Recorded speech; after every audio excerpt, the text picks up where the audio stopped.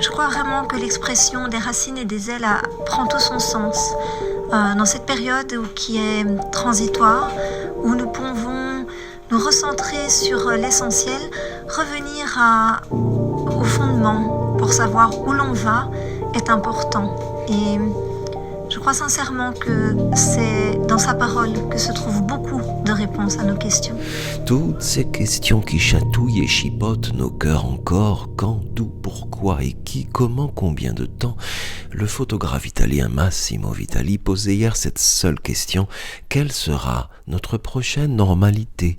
Car rien ne nous indique que nous arriverons à dénoncer le non-sens de tant de situations sans importance qui mangent pourtant tout notre temps.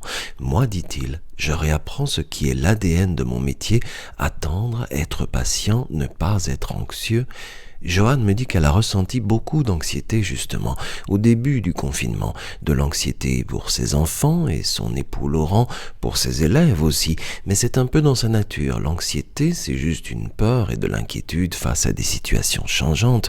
Mais oui, elle le dit, elle a été anxieuse. Et quand je suis anxieuse comme ça, je prends le temps de me poser, puis je lève les yeux vers mon Dieu qui est mon secours. Et puis, il m'a répondu très vite. Il m'a apporté son calme, sa confiance.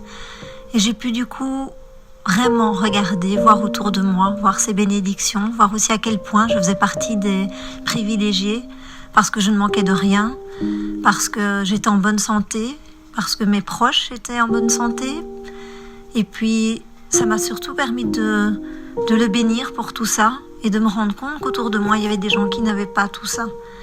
Et de pouvoir, à ma façon, malgré la distance, pouvoir les soutenir, prendre soin d'eux. Je pense que c'est la meilleure manière de bénir Dieu, c'est de partager ce qu'il nous a donné, que ce soit proposer à un voisin esselé de faire ses courses, que ce soit écouter son voisin parce qu'il passe par le deuil et pleurer avec lui, prendre le temps. Je pense que ce confinement nous a obligés à prendre le temps et de revenir à ce qui est l'essentiel, c'est-à-dire les autres, et leur apporter un peu de cette lumière que nous avons. Cette lumière qui danse en nous, cet indicible essentiel, la souplesse et la simplicité du temps que nous avons, comme un langage d'enfance toujours plus beau, une langue qui n'éteint pas la peur, mais qui veut protéger, et qui s'attentionne, et qui pense à l'autre, et qui chérit, qui dévoile en silence, et qui éveille ce courage qui souvent nous manque, d'apprendre à faire cette seule chose qui vale, vivre sa propre vie.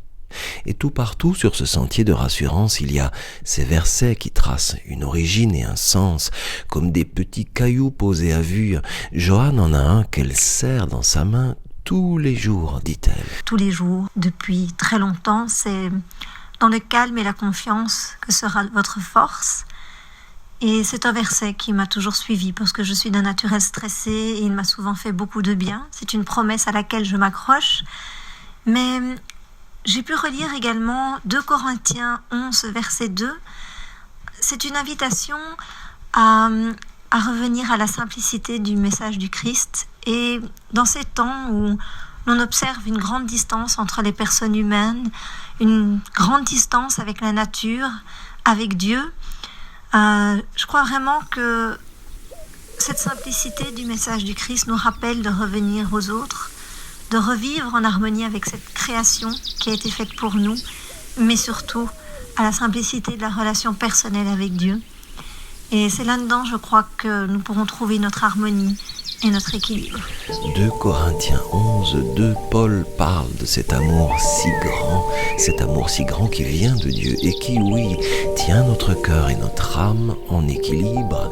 Cet amour qui, quand nous sortirons de cette saison, nourrira notre courage, non pas de se précipiter à recommencer, non, le courage simple et nu de mobiliser en nous tout ce qui peut commencer dans cet amour.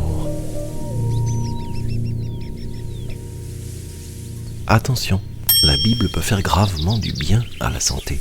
Elle ne contient ni diluants, ni agents toxiques, ni substances allergènes.